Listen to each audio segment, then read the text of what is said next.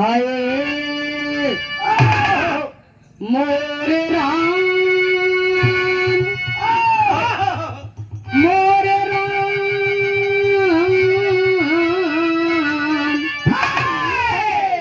हे भोले जोगिया हो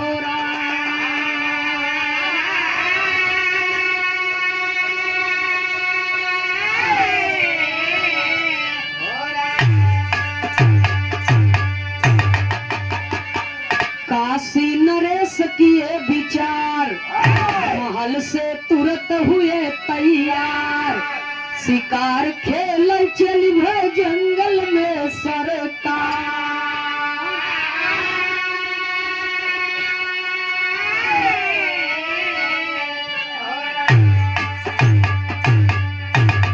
निताई काशी मुल्ला में रही गईले शिकार खेल वन में पहुँचे जाई निताई काशी मुल्ला में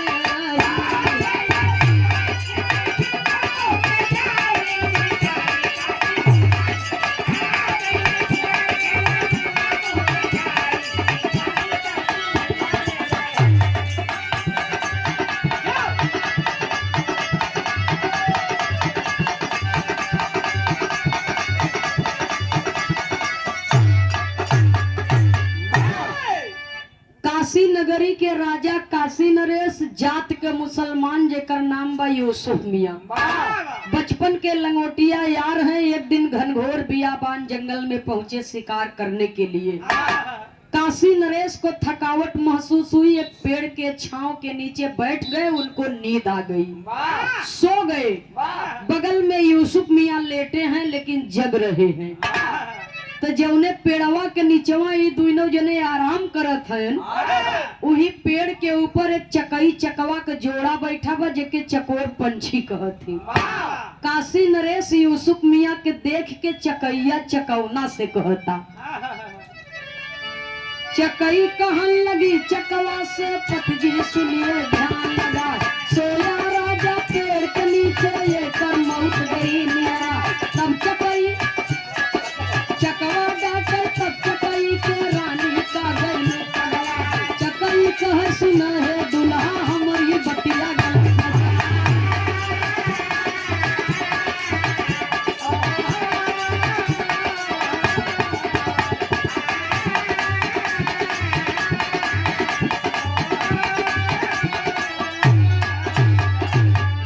चकवा कहन लगा फटकार, चकवा कहन लगा फटकार।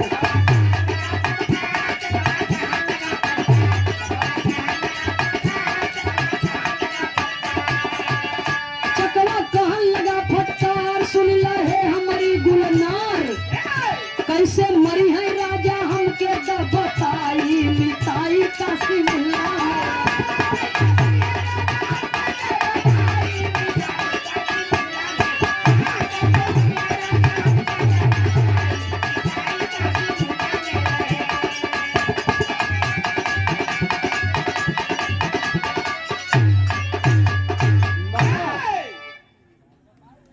चकैया चकौना से कहता कि सुना है सैया, ई जवन दोनों मुसाफिर पेड़ के नीचे लेटा है, एहमन से एक जने के मौत होई वाली बा।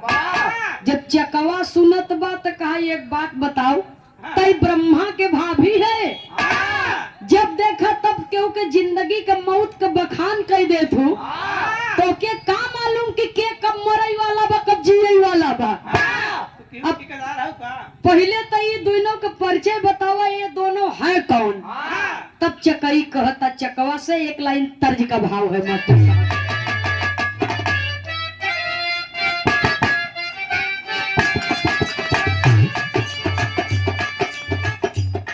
ये गीत हमारे हिंदुस्तान के सौंधी मिट्टी की पारंपरिक गीत है।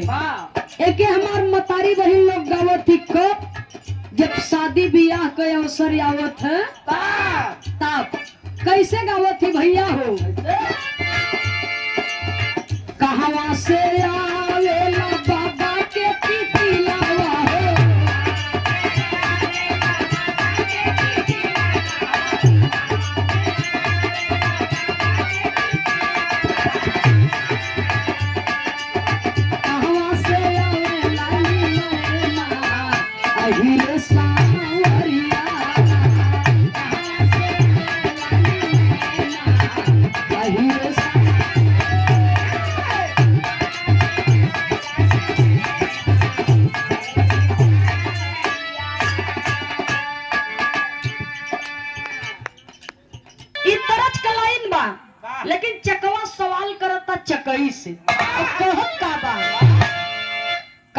से आए रानी ई है दूनो सखिया हो।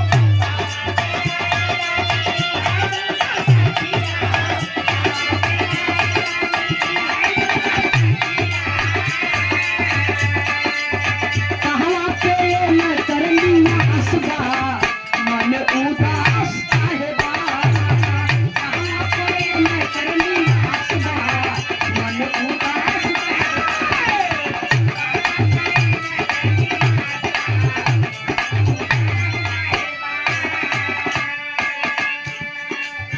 चकैया कहे जवन दाहिने तरफ लेटा है नी है काशी नरेश, जो बाएं तरफ लेटे हैं ये है काशी नरेश के बचपन के लंगोटिया यार यूसुफ मियां।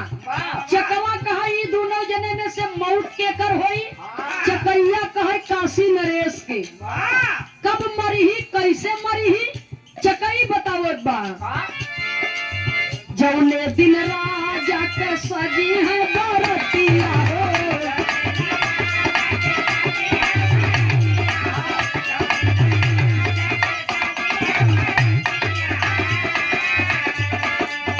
उही दिन हो सैया ये न करमाउतिया हो।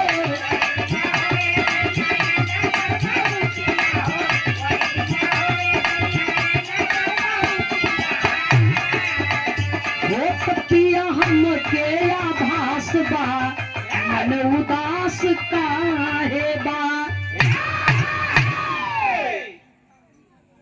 जौने दिन राजा का बियाह होई काशी नरेश दुल्हा बन के ससुरारी जाए लगी।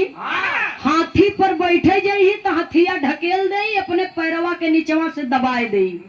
उही के तरह दबाए के राजा मर गई है। तब चकवा कहा था धीरे बोल धीरे धीरे धीरे बोल, कोई सुन ना ले। धीरे बोल। अगर राजा सुन ले ही या क्यों सुनत हो जाए के राजा से बताई दे। हमार तोर बात अगर क्यों समझत हो सुनत हो तो हमार तोर जीव मुश्किल हो जाए। जब इतना बात सुना तो चकैया तर कहे जवन हम कहा इतना होए। सुना काशी नरेश हाथी पर बैठे जाई हथिया ढकेल दे अपने पैरवा के नीचवा से दबाए दे। उही के नीचे दबाए के राजा मर गए हैं। चकवा कहे मान ले हुआ से बच गए। तब चकैया कहे अगर हुआ से बच जाई तो बियाह कह के रानी के घरे लिए ही सुहाग रात मनावे बदे शयन कक्ष में जब जाए लगी तो दरवाजा गिर जाए। वही के तरह दबाई के राजा मर गए हैं। चकवा कहे मान ले वहू से बच गए। तब चकैया कहे अगर हुआ से बच जाई तो राजा रानी जब सोए जाई तब 12 बजे रात में एक नागिन आए राजा के डस ले राजा मर गए हैं। चकवा कहे मान ले वहू से बच गए। तब चकैया कहे कैसे मान ले। चकवा कहे मान ले मान ले अगर बच गए। तब चकैया कहा तो अगर राजा बच जाए तो हम तोहर मुआई देवे के जान ली है। जो लिखा है सो लिखा है। मृत्यु घसीट कर कहीं न कहीं तो ले जाएगी। जब इतना बतिया सुनत है चकवा तब चकई से कहत है कि बताओ क्यों राजा से बताई दे तो हमार तो जीवन मुश्किल हो जाए। चकैया कहे राजा से जे बतावे जाए ये हमार श्राप बा क्यों बताए तो पत्थर हो जाए। आई सारी बात यूसुफ मियाँ सुन रहे हैं। जिस प्रकार से राजा भोज को वरदान मिला था जीव जंतु पशु पक्षी की भाषा समझने की शक्ति थी उसी प्रकार से यूसुफ मियाँ के अंदर भी वो वरदान मिला था और क्षमता थी कि जीव जंतु पशु पक्षी की बोली भाषा वो समझ ही सके सुन सके। तो पेड़ के नीचे लेटे यूसुफ मियाँ अपने मन में विचार कर रहे हैं। बिरहा में एक लाइन तर्ज का भाव है मास्टर साहब कहना है।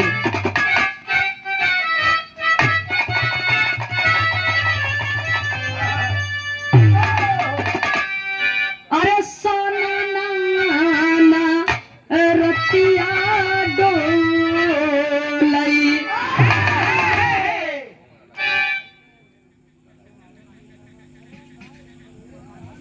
बिरहा सुनने वाले बड़े भैया ऐसन बा दादा ही लोग रहे नंदनिया रमेश चाचा आज कुछ लोग जब टिप्पणी करत थी तो उन्हीं लोग से हम ये चीज के कही थे कि हमारे गुरु घराने के वो विद्वान कलाकार रहे, पुरोधा कलाकार रहे। उन्हीं के परिवार से जब ये बात आवत हो तो मैं कहती हूँ कि जौने दिन आप लोग बनवे लगवा आप लोगन वाला हम न लेबे, वो हमरे यहाँ से पाए हैं इसलिए उनके में हमारा हिस्सा बा। बल्दिया में स्वर्गीय बाबा सीताराम यादव के शिष्य रहे। बुआ लोग बतावे और दाई लोग बतावे कि बाबा सीताराम यादव जी हर नाधे रहे, मंजीत भैया हर अगर नाधे रहे तो बाबू राम कैलाश जी आवे तो कहे ले आवे हम ही जोत दे थोड़ बहुत और आप कुछ लिख दो हम बदे। तो जवन चीज हमारे दादा बाबा की चीज है उमन हमार हक बा और बराबर रहे, जब तक जिंदा रह तब तक रहे, आवे वाले पीढ़ी तक रहे। और जवने दिन आज के पीढ़ी बनावे लगे उनके में हमार हिस्सा न रहे, उनकर हो जाए, हमार हो जाए। तो स्वर्गीय बाबा राम कैलाश यादव जी गावे कैसे गावे? अरे सना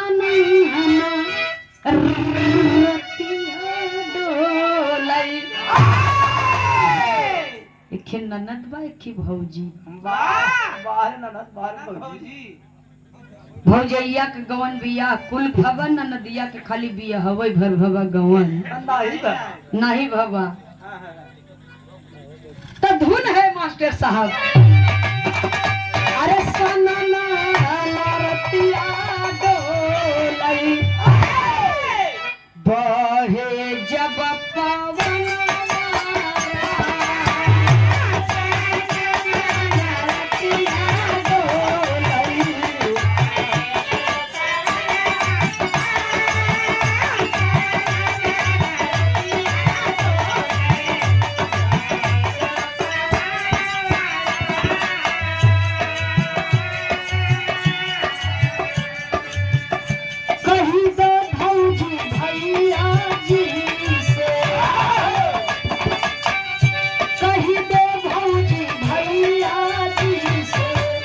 दही बेतनी गवना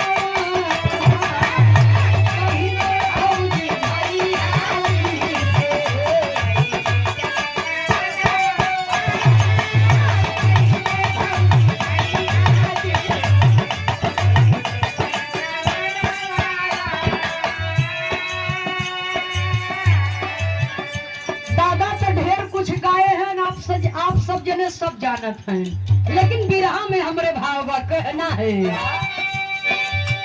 चकवा से चकई का है, चकवा से चकई का है, लागी तब बयनवा।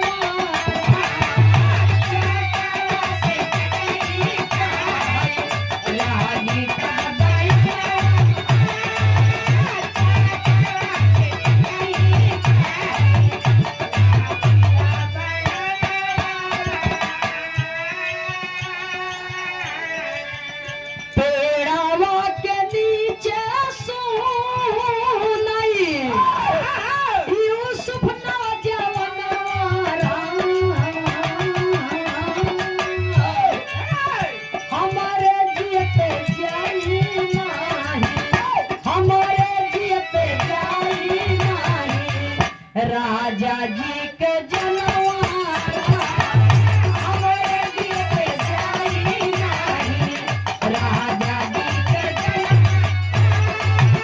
हमारे दिल पे जाई नहीं।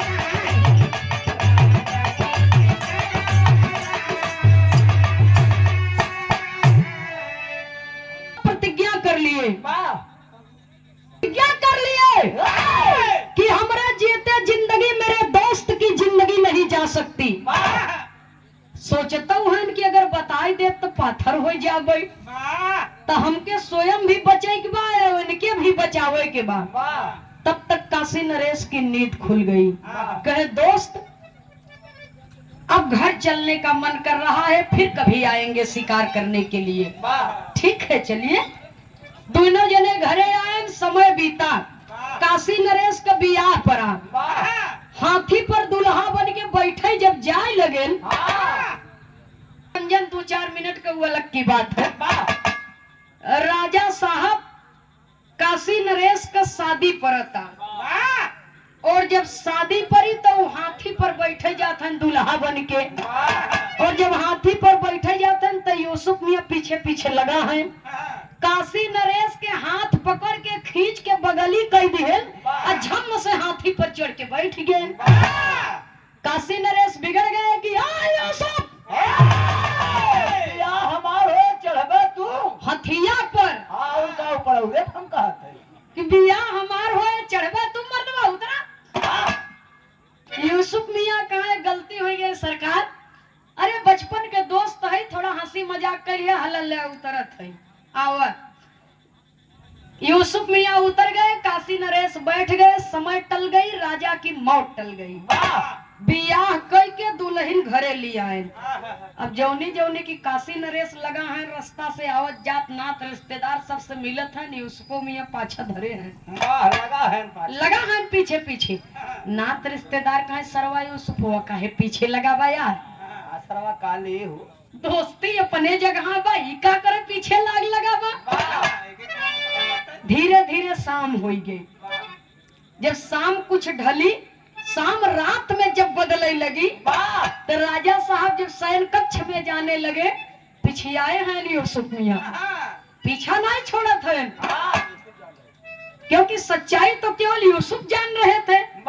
और जैसे काशी नरेश भीतर जाए की कोशिश करत हैं, आगा काट के पहुंचे ना, वो काशी नरेश के ढकेल दिहन बहरे कहती, अपना गप से भीतरे वो ले आई गए। और जब भीतरे घुस गए तब तक काशी नरेश के गुस्सा को आरा पारा ही नहीं ने। काशी नरेश कहाँ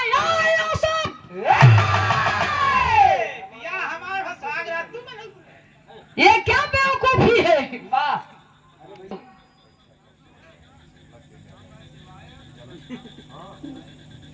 जब काशी नरेश डांटने लगे यूसुफ मियाँ के, तो यूसुफ मियाँ कहे सरकार बचपन के दोस्त है, थोड़ा हंसी मजाक चलत रहा था, गलती हो गई अब न होए।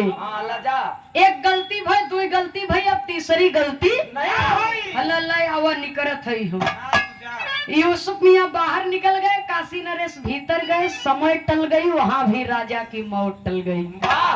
और जब घरे के भीतरी पहुंचत है तो चांद जैसन दुल्हिया का चेहरवा देख के राजा का मनवा मोह गया। राजा का मनवा मोह गया, टकटकी लगा के रानी के देखत है और रानी राजा के देखत है। एक दूसरे के देखे के चक्कर में दरवाजे बंद करब बिसर गए। तो राजा रानी से कहत कहा बिरहा में एक लाइन तर्ज का भाव है बाटे साहब।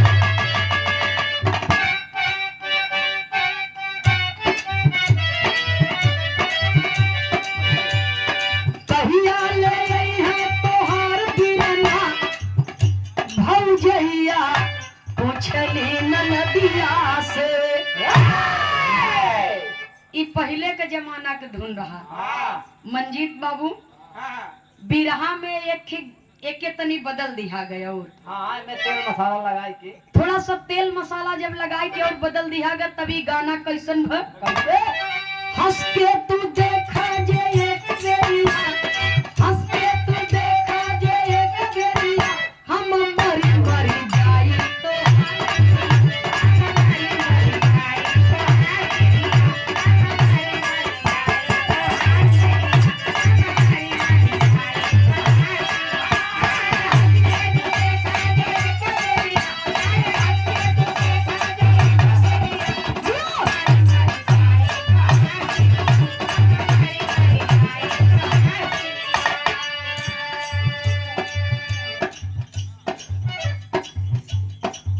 पैसा का नाम शोहरत के गर्मी सब नहीं बर्दाश्त कर सकते। ज्यादा धन हो जाए, ज्यादा बल हो जाए, नाम हो जाए तो सबको बर्दाश्त करब बस के नहीं है। क्यों क्यों मनाई बर्दाश्त कर सकत है। तो ऐसा एक रईस बाप को बिगड़ी हुई औलाद रहे, चंदोला बनाए। रानी के खूबसूरती पर कहते क्या है, हे रानी से राजा कहेले बतिया, रानी से राजा कहेले बतिया, आज कैसे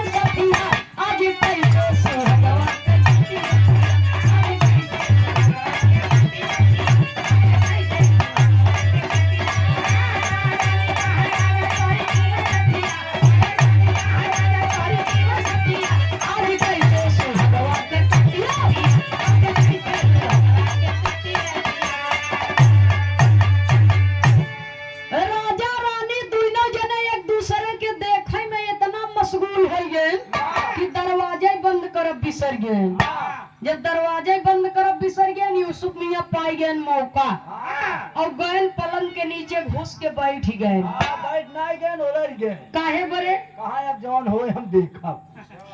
मतलब अब देखब कि नागिन कैसे आए राजा के काटत है। तनी फरिया के बोलल कहीं भैया हो। राजा रानी दोनों जने के चेतना लौटी और जब देखत हन तो दरवाजा खुल बा। जाय के राजा साहब दरवाजा बंद किए, पलंग पे बैठे दोनों जने बतियावत है। प्रेम भरा वार्तालाप चल रहा है। कुछ देर के बाद नींद आ गई, सो गए। और जब सो गए तो रात में नागिन चली राजा को डसने के लिए। बिरहा में एक लाइन तर्ज बा, बनारस के धरती से स्वर्गीय रामदेव यादव इसे गाया करते थे। और बिरहा में वीर रस जैसे उछल कूद के गाय दिहन स्वर्गीय बाबू रामदेव जी। आज तक क्यों गायस नहीं है तो उछड़िल नहीं है गायन नहीं। दो में से एक चीज फरियाद में। तो देखिए बाबू रामदेव जी गाए थे कैसे मास्टर साहब।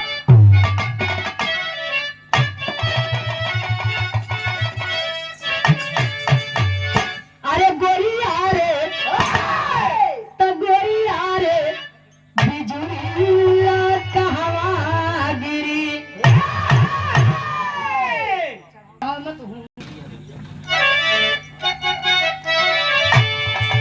अरे गोरिया रे बिजुरिया कहवा गिरी। अरे रस से भरल गगरिया कहवा गिरी। रस से भरल गगरिया कहवा गिरी। गोरिया रे हे गोरिया रे बिजुरिया कहवा गिरी। गोरिया रे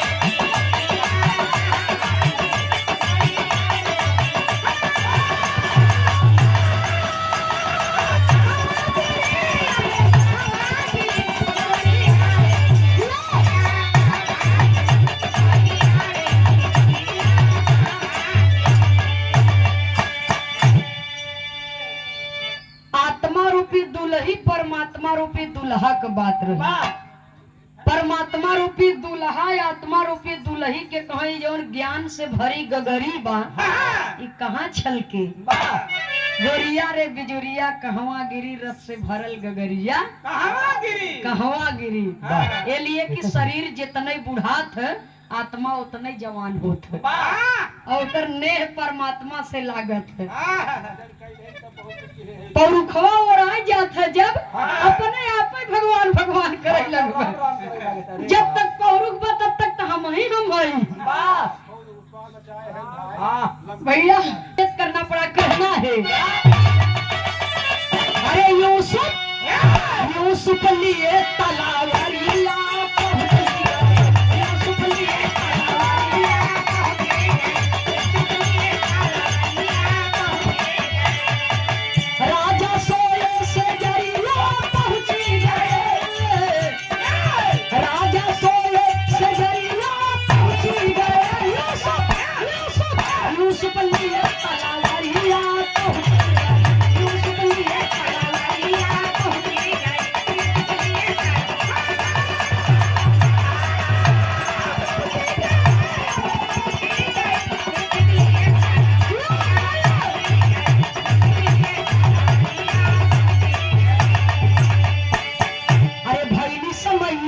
जब चलली नगिनिया कटलिए यूसुफ नागिन के गर्दनिया।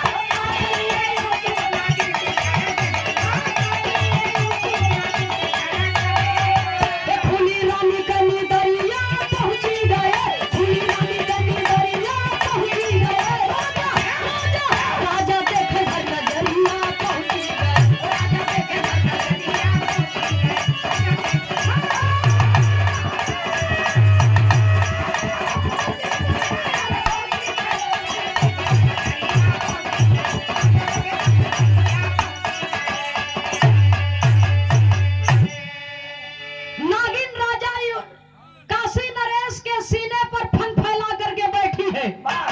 यूसुफ मियां पलंग के नीचे से निकले और म्यान से तलवार खींच लिए। नागिन की का कहे तेरी ही नागिन की माँ। एक जने कहा था नटैची में, एक जने कहा था माँ। हाँ हम लोग सेल्फ सेंटर में पास है। बताइए भैया हो यूसुफ मियाँ कह रहे हैं कि आई हो हमारे राजा के काटे, हम तो होया काट के फेंक दे भाई। हमारे जीते जिंदगी तो मेरे राजा को, मेरे दोस्त को मुझसे कोई नहीं छीन सकता। वही म्यान से तलवार खींच लिए और तलवार से झटका में मारे, नागिन का सर और धड़ अलग अलग होकर के गिर गया। सर एक तरफ और धड़ एक तरफ। अच्छा, झटका में गर्दन जब काट दिए तो एक बूंद खून जा करके सो रही रानी साहिबा के होठ पर गिर गया। तब यूसुफ मियाँ सोचने लगे कि यदि रानी साहिबा की नींद खुल गई और गलती से उनकी जीभ उनके होठ पर लग गई तो ये विषैली नागिन का एक बूंद विष रानी साहिबा की जिंदगी ले लेगा। राजा रानी दो जने में से एक जने मर ही गए तो हमारे त्याग और तपस्या का मतलब क्या निकलेगा। इसलिए मुझे इनकी जिंदगी बचानी होगी, अपने धर्म को बचाते हुए, अपने धर्म को बरकरार रखते हुए कि मैं इनके लिए पराया पुरुष हूँ और जाति का मुसलमान हूँ और ये मेरे राजा की पत्नी है, मेरे दोस्त की पत्नी है। हाथ से छू नहीं सकता क्योंकि मैं पराया पुरुष हूँ इनके लिए। वही बाबूजी यूसुफ मियाँ तलवार की नोक से बड़े सावधानी के साथ में रानी साहिबा के होठ पर गिरा हुआ खून को पोंछ दिए। खूनवा तो पोछाएंगे लेकिन रानी साहिबा के निदिये खुल गई। और जब रानी साहिबा की नींद खुल गई तो देख रही है यूसुफ मियाँ को, और यूसुफ मियाँ के हाथ में तलवार, तलवार में खून लगा है। रानी साहिबा घबराहट में राजा साहब को जगाती है। जब राजा साहब उठे तो यूसुफ मियाँ को देख रहे हैं और डांट करके पूछते हैं कि यूसुफ, तूने एक गलती किया मैंने माफ किया, तूने दो गलती किया मैंने माफ किया, तेरी इतनी बड़ी हिम्मत कि तू मेरे शयन कक्ष में आ गया और दरवाजा तो बंद है, आया क्यों और कैसे आया? आए रहे मिठाई खाए महाराज। अच्छा, जब राजा मर जाते हैं तब का खाते हैं? पार्ले जी। एक ही कुकुर जी आए हैं। यूसुफ मियाँ कह रहे हैं कि ए महाराज नाराज मत हो सरकार, मैंने कोई गलती नहीं किया है। कैसे आए ये छोड़ा, काहे आई है ये पूछे, कहा क्यों आए हैं, कहा जरा एक नजर फर्श पर डालिए देखिए। और जब फर्श पर देखा था तो नागिन का सिर अलग और धड़ अलग। तब तक काशी नरेश 2 कदम पीछे हट गए। ये क्या है? कहे सरकार अगर मैं न होता तो आप नहीं होते, ये नागिन आपको डस लेती और रानी साहिबा विधवा हो जाती। तुमको कैसे मालूम कि नागिन आएगी मुझे डस लेगी मैं मर जाऊंगा? कहे सरकार क्षमा करिएगा, ये मैं आपको नहीं बता सकता, अगर बता दूंगा तो पत्थर हो जाऊंगा। कहे पत्थर हो जाए चाहे पानी हो जाए ऐसे हमसे मतलब नहीं, मैं केवल सच जानना चाहता हूँ, बताऊंगा लेकिन यहाँ नहीं, आपके दरबार में। रात बीती, सुबह हुआ, काशी नरेश का दरबार लगा। जैसे आप लोग बैठ के बिरहा सुनत है इसी प्रकार से जनता खचाखच भरी है। राजा साहब राज सिंहासन पर विराजमान है। यूसुफ मियाँ राज दरबार के बीचों बीच खड़े और सच्चाई बताने के लिए तैयार। सच्चाई जब बताने लगे तो हुआ क्या और आप परम यूसुफ मियाँ बता रहे हैं भरे दरबार में, और बताते क्या है? अरे बन गया पत्थरा, ए राम बन गया पत्थरा, ये भैया बन गए पत्थरा, बताए यूसुफ जब कहानियां बन गए पत्थरा।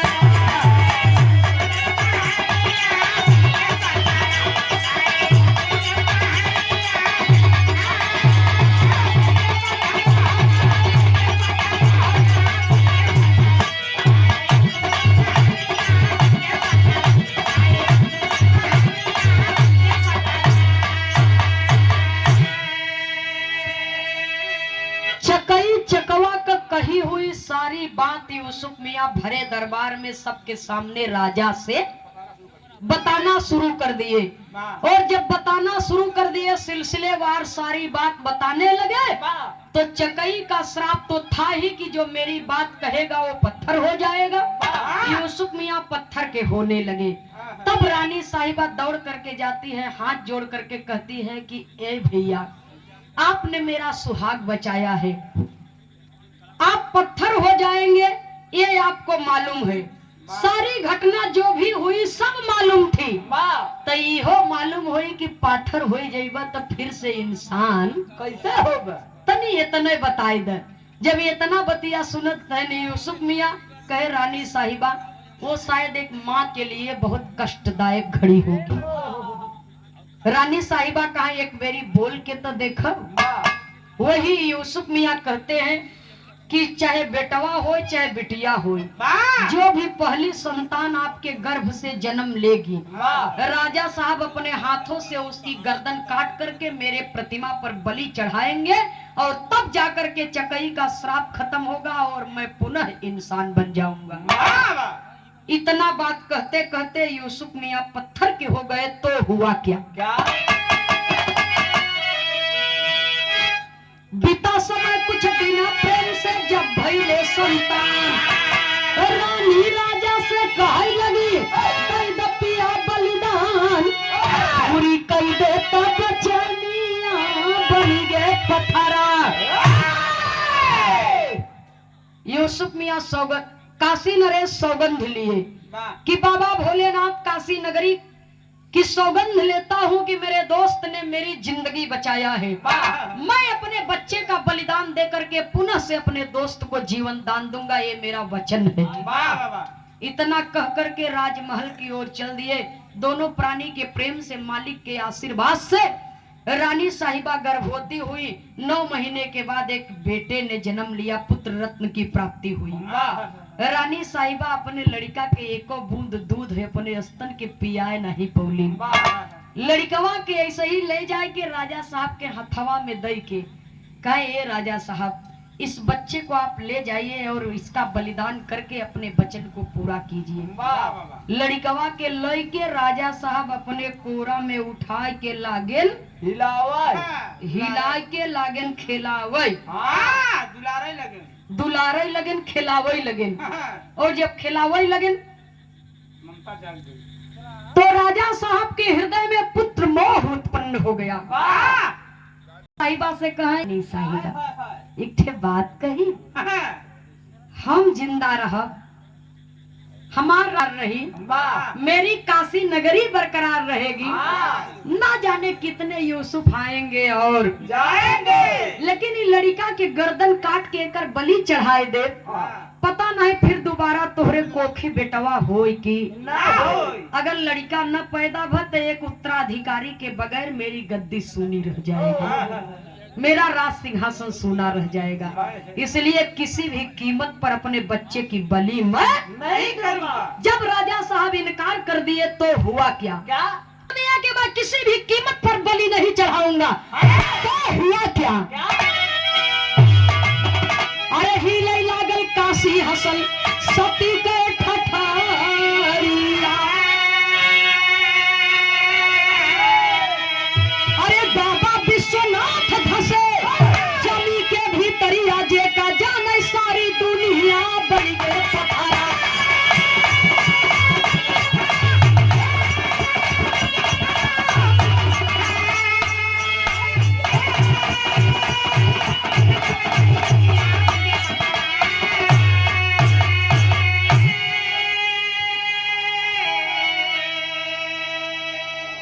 राजा साहब अपने वचन से मुकर गए और कहा जाता है डाल का चूका मर्द। जब बात चूक गई तो चूक गई। राजा साहब अपने बात से चूक गए, अपने वचन से मुकर गए और राजा साहब जो ही अपनी बात पर कायम नहीं हुए, काशी नगरी हिलने लगी। काशी नगरी हिलने लगी, भयंकर तूफान आने लगा, काशी नगरी डगमग होने लगी। और जब काशी नगरी डगमगाने लगी, बाबा भोलेनाथ, बाबा विश्वनाथ जमीन में धंसने लगे और माँ सती की ठठरी हंसने लगी। वाह माँ सती की ठठरी इसलिए हंस रही है कि आ राजा, अरे जिस राजा के पास अपना वचन निभाने की सहन शक्ति न हो वहां की प्रजा कैसे खुश रहेगी। जिस घर का मालिक का वचन दोगली हो उस घर के सदस्य को कभी सुख नहीं मिल सकता है। इसलिए तू तो राजा है इस काशी नगरी का, और जब तू ही अपने वचन पर कायम नहीं रख सका तो तेरी प्रजा कैसे सुखी रहेगी। आज मैं हंस रही हूँ राजा, कल सारा जमाना हंसेगा, तेरी जग हंसाई होगी। रानी साहिबा जब इतना बात सुनती है तो राजा साहब के हाथों से बच्चे को छीन लेती हैं। मैं अपने एक पुत्र के कारण हजारों पुत्रों की बलि नहीं दे सकती। अर्थात राजा और प्रजा का रिश्ता पिता और पुत्र का होता है। तो मैं अपने एक पुत्र के कारण अपने हजारों पुत्रों की बलि नहीं दूंगा, नहीं दे सकती। वही रानी साहिबा राजा साहब के हाथ से बच्चे को ले लेती हैं और चल देती हैं जहां यूसुफ मियां पत्थर के हुए हैं। राजा साहब के गाल पर जैसे कोई तमाचा जड़ देता है। राजा साहब का मोह भंग हुआ। पुत्र मोह से जब बाहर आए, उनकी चेतना लौटी तो रानी साहिबा के हाथ से उस बच्चे को छीन लेते हैं और कहते हैं कि आप धन्य हो रानी साहिबा, वचन मैंने दिया और निभाने आप जा रही हो।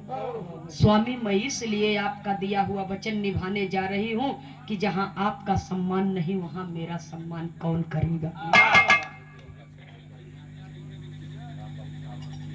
उपस्थित सकल पंच को रानी साहिबा की बात सुनकर के राजा साहब का हृदय द्रवित हो गया, नेत्र सजल हो गए कि वाह रानी वाह,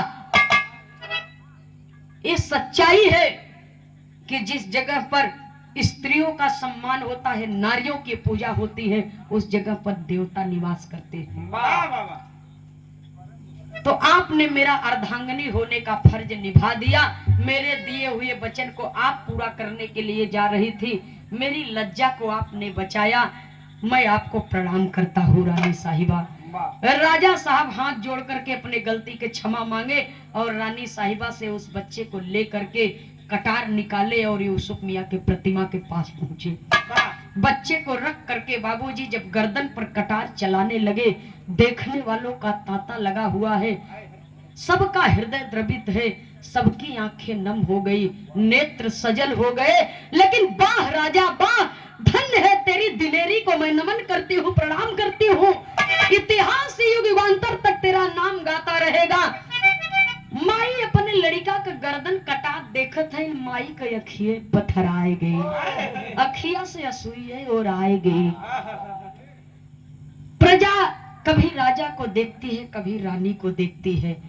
प्रजा तो रो रही है, नेत्र छलछला रहे हैं, सबका हृदय दुखित है, लेकिन माई के आंख से एक बूंद आंसू नहीं गिर रहा है।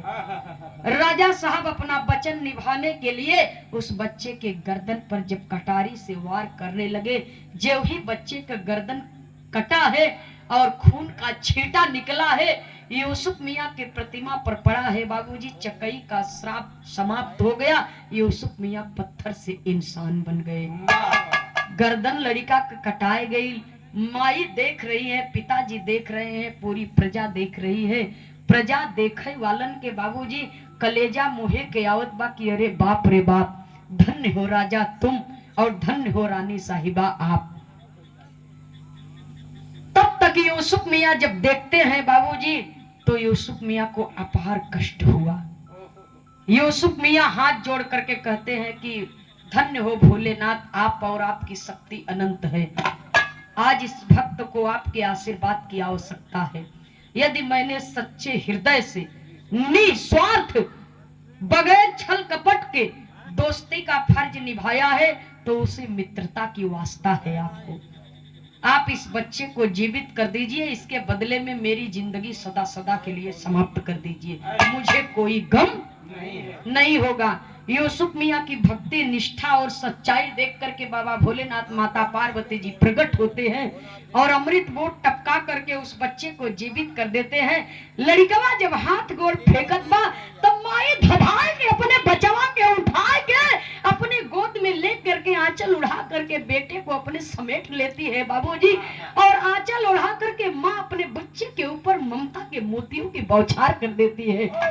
बचवा का माथा चूम के बाबूजी माँ के हृदय से अब खुशी का आंसू निकलने लगा आंखों से, और यूसुफ मियाँ के पास में जा करके माँ अपना मत्था टेक देती है कि धन्य हो यूसुफ भैया, आपने मेरी गोद उजड़ने से भी बचा लिया और मेरे सुहाग को भी बचा लिया। धन्य है आपकी दोस्ती और धन्य है आप। तब बाबा भोलेनाथ ने कहा कि यूसुफ मियाँ, अपने लिए यदि आप कुछ मांगना चाहते हो तो मांग लो। यूसुफ मियाँ कहते हैं कि प्रभु, अपने लिए जिए तो क्या जिए, क्योंकि जो अपने लिए जीता है उसका मरण होता है, जो देश और समाज के, जो अपने लिए मरता है उसका मरण होता है, जो देश और समाज के लिए मरता है उसका नित्य प्रतिदिन स्मरण होता है। तो हमारी मृत्यु स्मरणीय होनी चाहिए।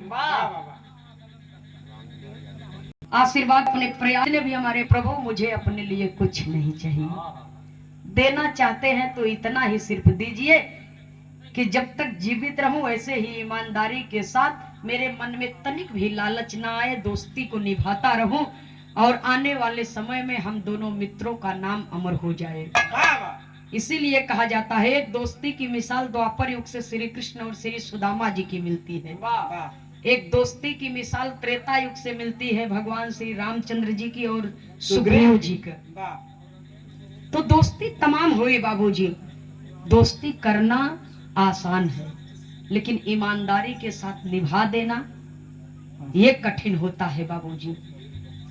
इसीलिए कहा जाता है दोस्ती में एक दोस्त दूसरे दोस्त का खुदा होता है। दोस्त की याद तब आती है जब दोस्त दोस्त से जुदा होता है। खुदा अपनी भी अदालत में मेरी एक अमानत रखना, मैं रहूं या ना रहूं इस जहां में मेरे दोस्त को सलामत रखना। धरती का सबसे पावन रिश्ता है दोस्ती, जिसमें जात पात अमीरी गरीबी नहीं देखी जाती।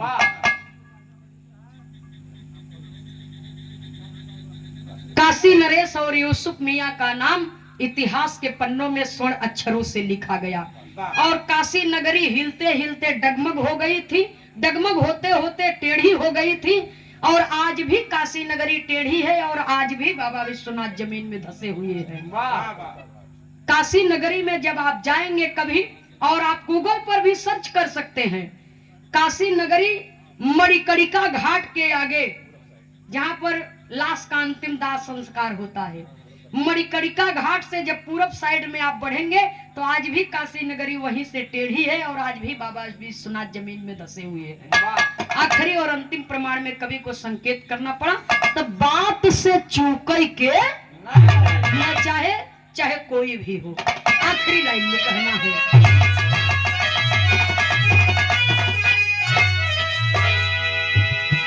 स्वामी सीताराम ही शोभनाथ जी स्वर्ग सिधारे,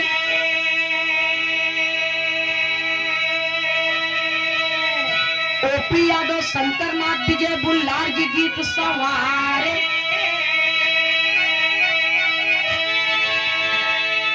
अरे राम मिताई काशी मुल्ला में रही, ओ बाबू मिताई काशी मुल्ला में रही, नंदनी खेमराज बिरहा में जोग रमाई, मिताई काशी मुल्ला में रही।